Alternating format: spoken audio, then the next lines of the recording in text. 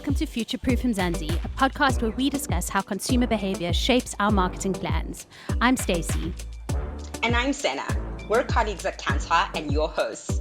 On this podcast, we interview the most creative minds and innovative thinkers about the many impactful brands in the country and why people love them.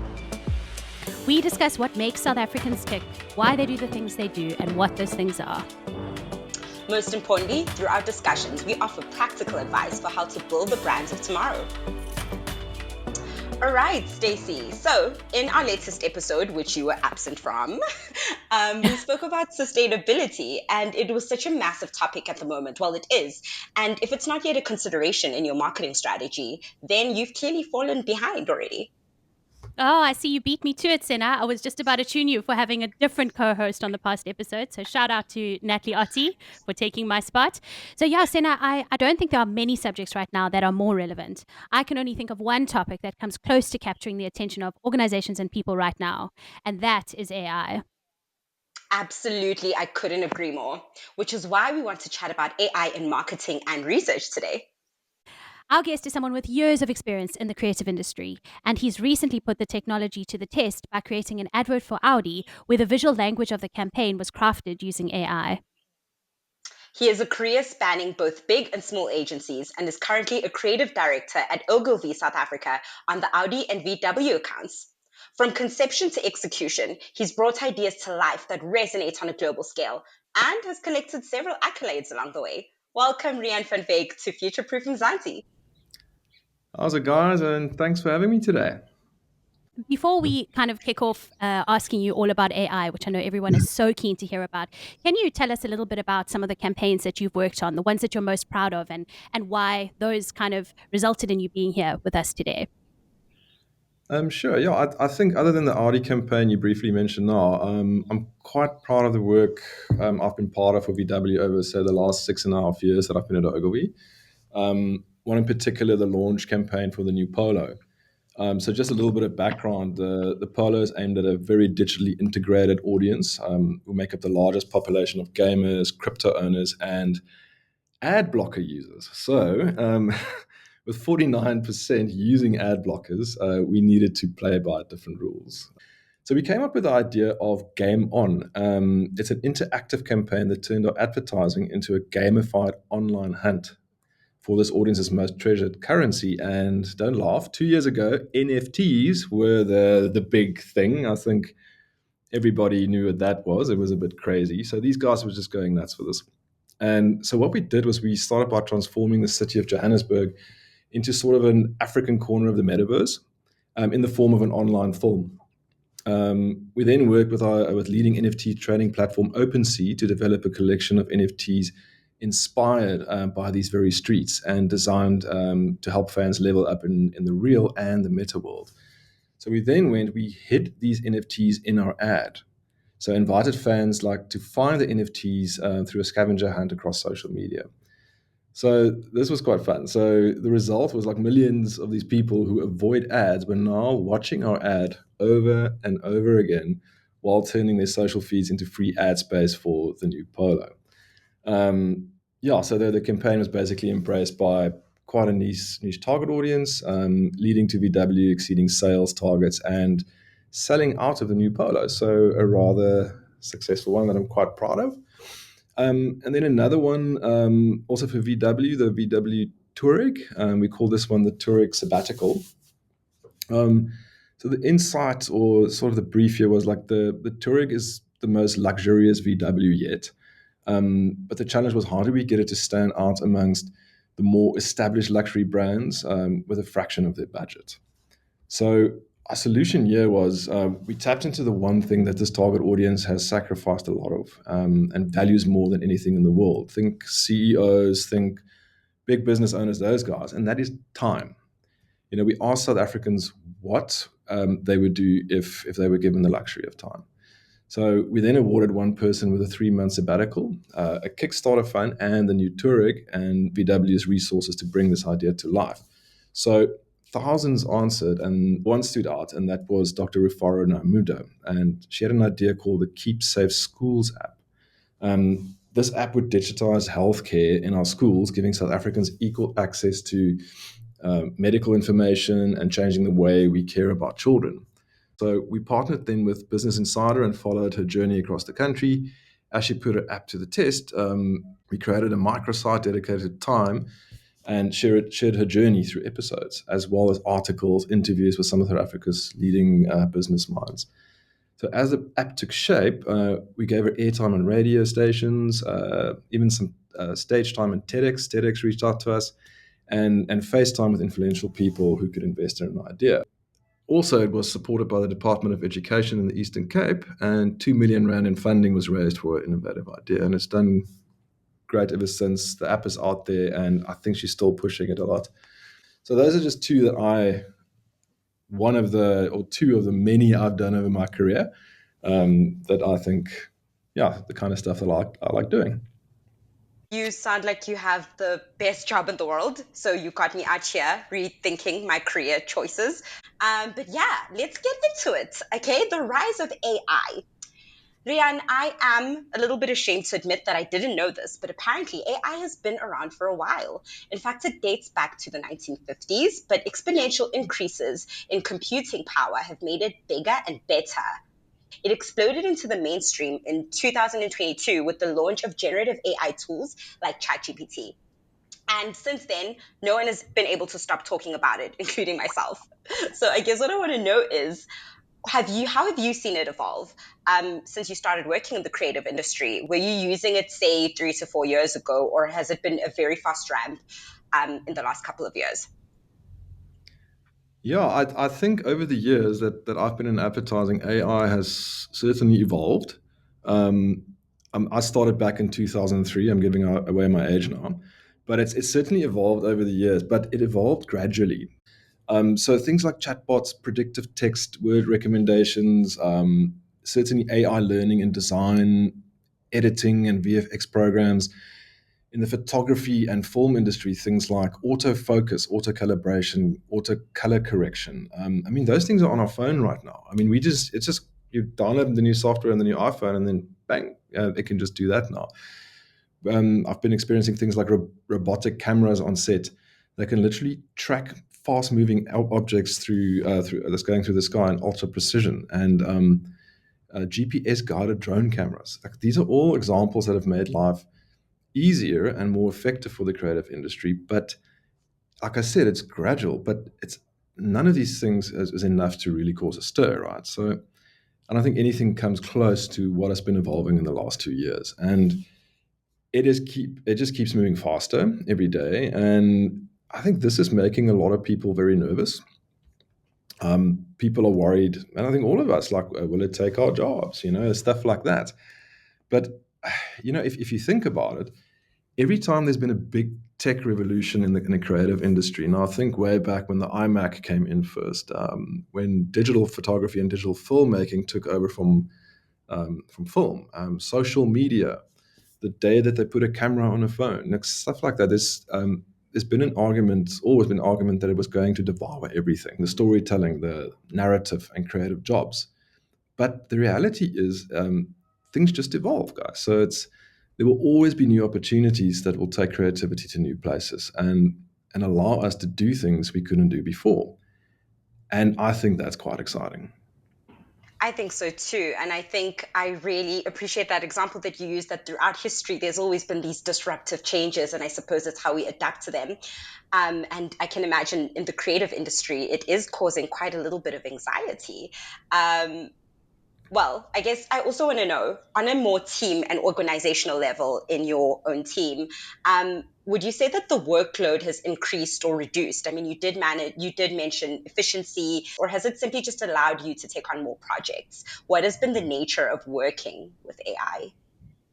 I think I wouldn't say it has reduced the workload. I think what it certainly gives us is more ways to look at things, give us more to think about, and that's always a good thing in the creative process. It's very much the human in control with these things, and it's so important to use AI as a tool, and not just go and give it a task and like just forget about it. I don't think that's what it's for. One thing here at Ogilvy, like at the beginning of this AI revolution, as Rudy's calling it, they've given us access to AI image generators, ChatGPT, all these things to stay ahead of the curve and study the potential of AI in our industry and to evaluate what can creatively and legally be done.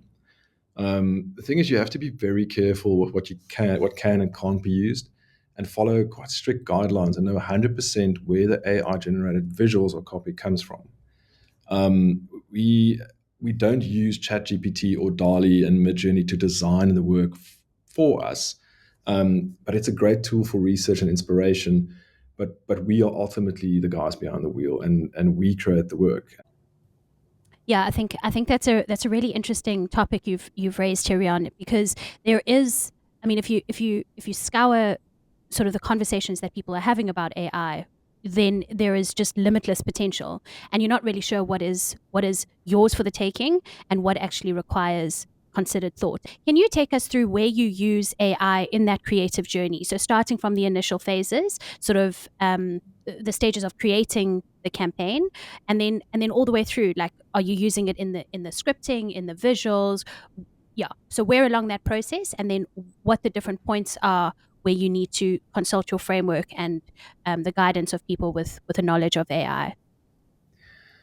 I think so. For me, who work in the creative department, yes, I'm involved in the strategy and all that.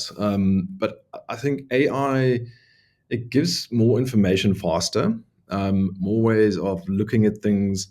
But we won't ever let it like 100% handle elements that is crucial in the process of creating and planning our campaigns. There is, like I would maybe go and for a little bit of inspiration. Some of the writers, for instance, I insist, especially the younger guys, I don't want them to go to ChatGPT and put stuff on there. That is number one. If they're learning, you have to learn how to write, and it's not original, so it has to stay as human as possible. So I suppose part of the process is definitely for research. I think that is fantastic. It's like getting information very fast.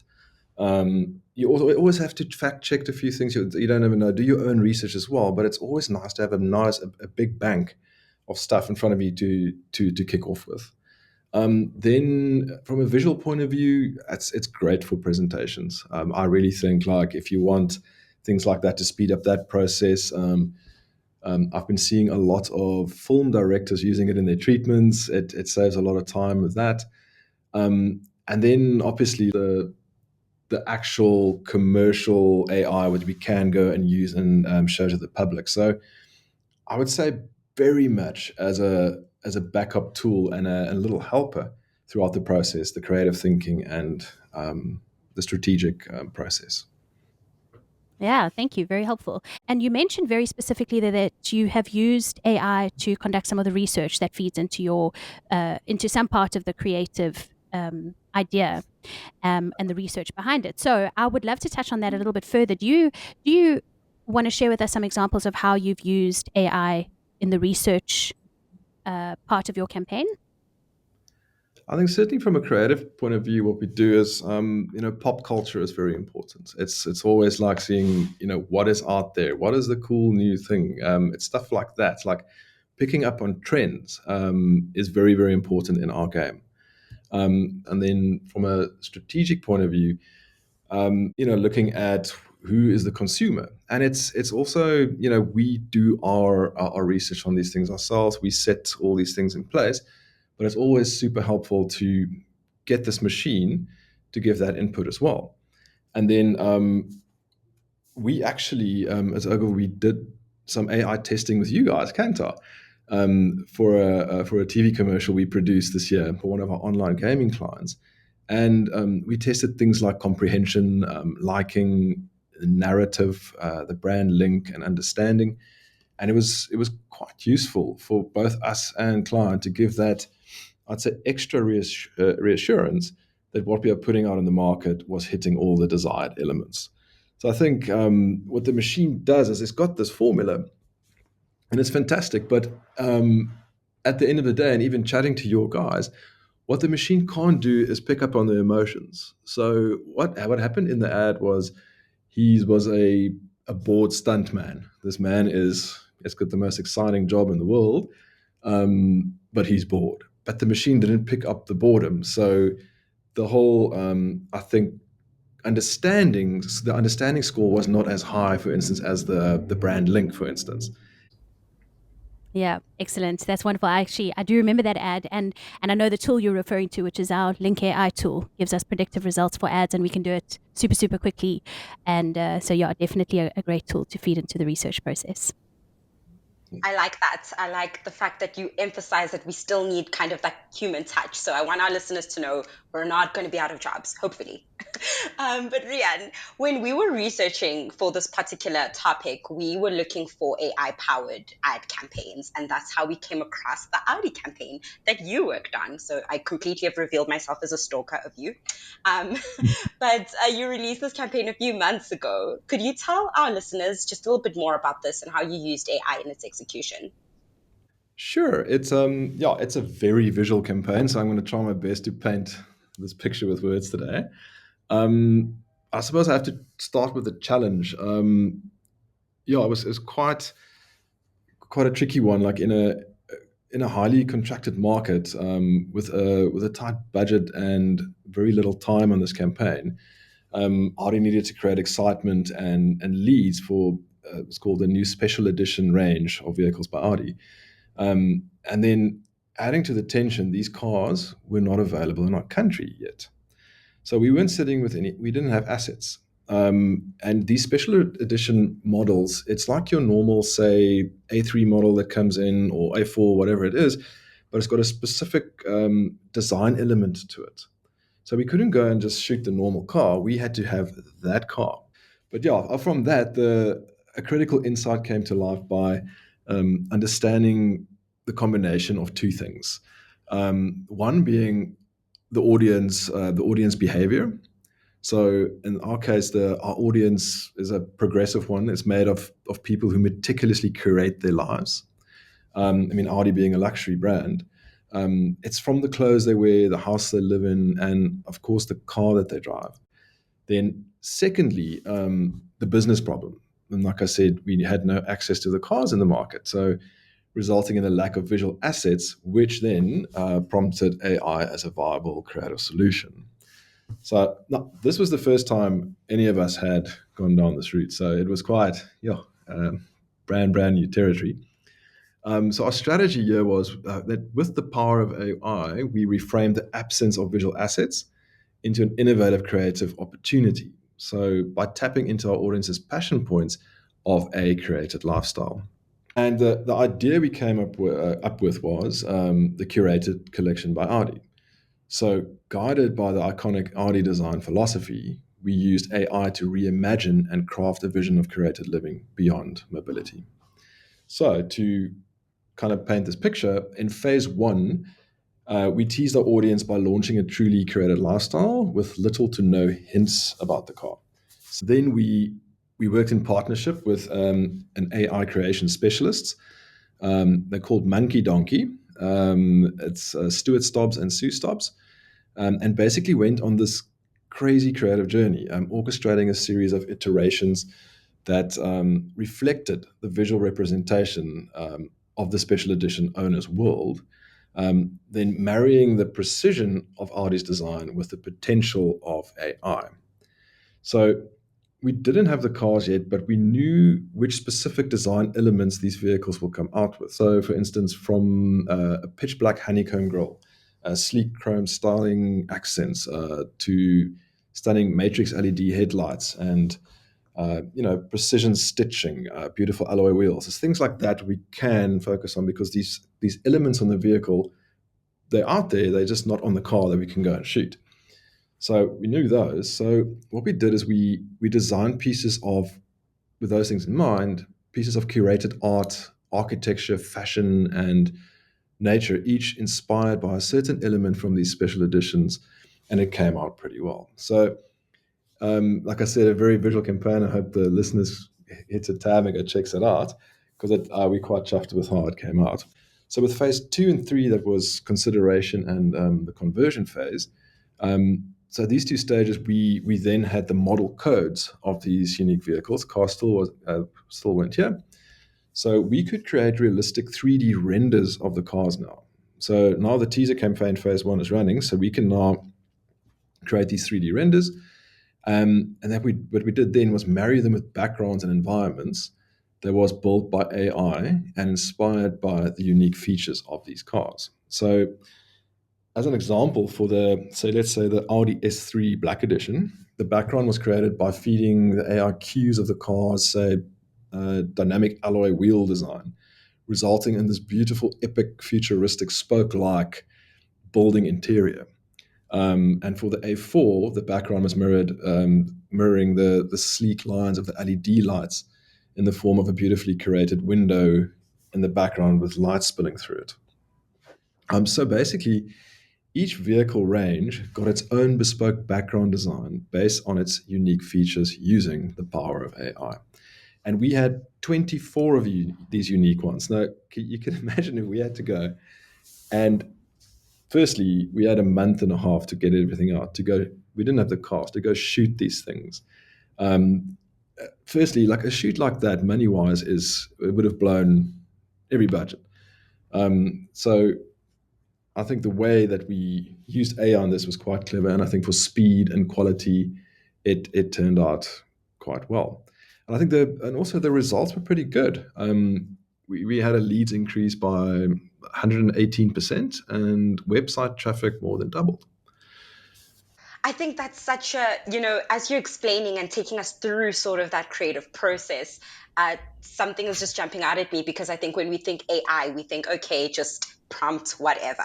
But the meticulous level of detail that you and your team are putting into this as you are curating this campaign is just absolutely mind blowing. So I would encourage our listeners to go check it out, because it truly is amazing.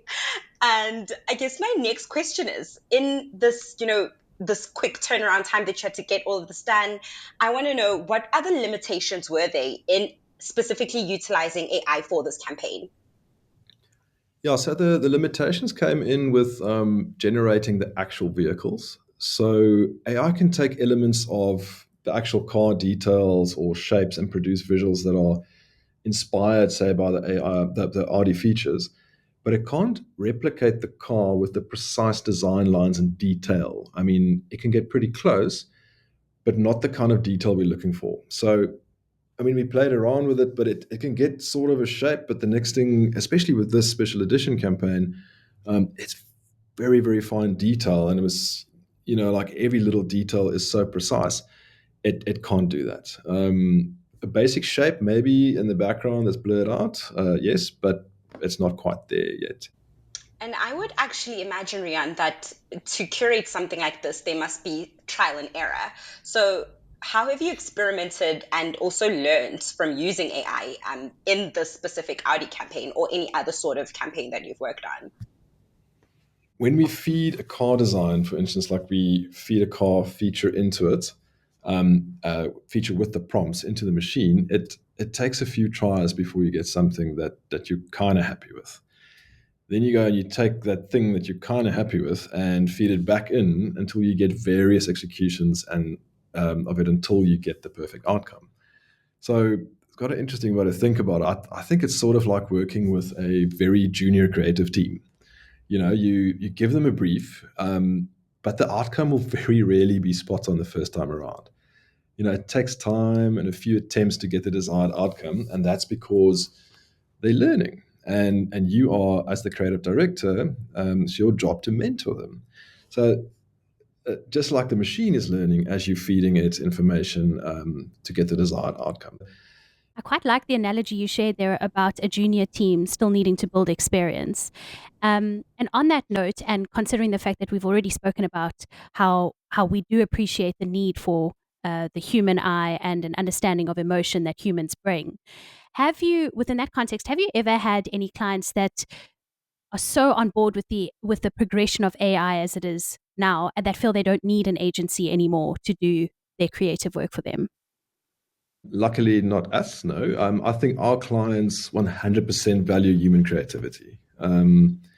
I think they understand like AI is a powerful tool, but its limitations include a lack of emotional understanding, cultural sensitivity, and the ability to generate truly novel ideas.